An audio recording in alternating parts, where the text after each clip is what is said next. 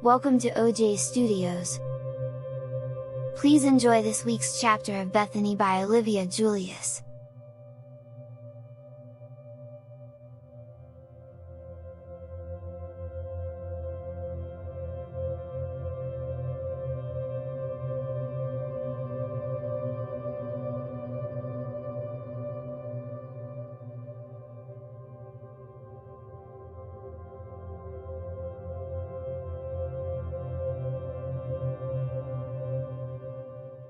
Nathan walked into his room and slammed the door.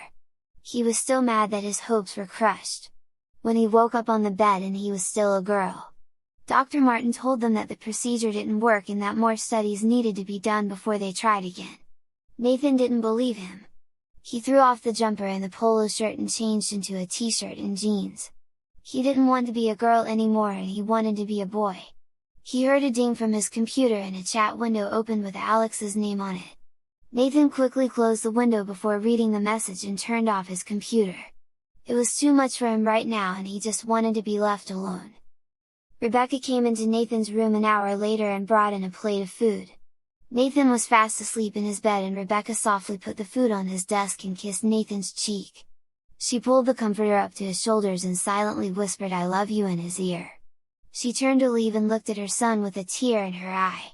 She was upset that her son was mad, but she was also happy that she had a daughter for a little while longer. Dr. Martin sat back in his chair and leaned back into it. He rubbed his temples and let out a gentle yawn. It had been a long day, and he was looking forward to leaving the lab and heading back to his house where he could lay down and sleep. Dr. Martin must have fallen asleep because he was nudged awake by Dr. Walker. "What did you find?" Dr. Walker asked, looking impatient. Dr. Martin stood up from his chair and walked over to a holographic interface and typed in his code. A 3D model of Dr. Walker appeared and took shape. He then ran over to another display and hit play so that the simulation would start. "You see, we took Bethany's blood and extracted any remaining traces that she was once a male and put it into here. While yes, this will turn you back into a man, this will also stop Bethany from ever becoming a boy again. Do you really want that?" he asked. Dr. Martin had a grandson Nathan's age, and he hated the thought that the poor kid would be stuck as someone he wasn't for the rest of his life, but Ashley shook her head no.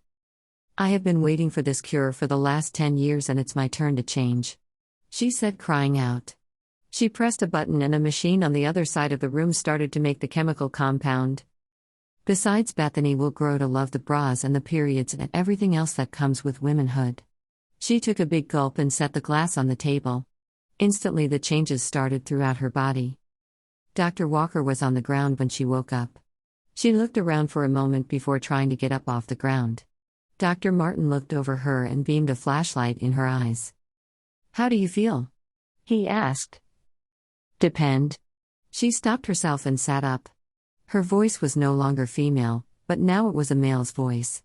She smiled a little as she got up all the way to get to a mirror. "Well, you're not a male all the way yet. Dr. Martin said your body will take a few days to mutate, then after that, yes, you will be back to a horny teenage boy once again." Dr. Walker leapt up and jumped into the air. He was finally going to be a guy again.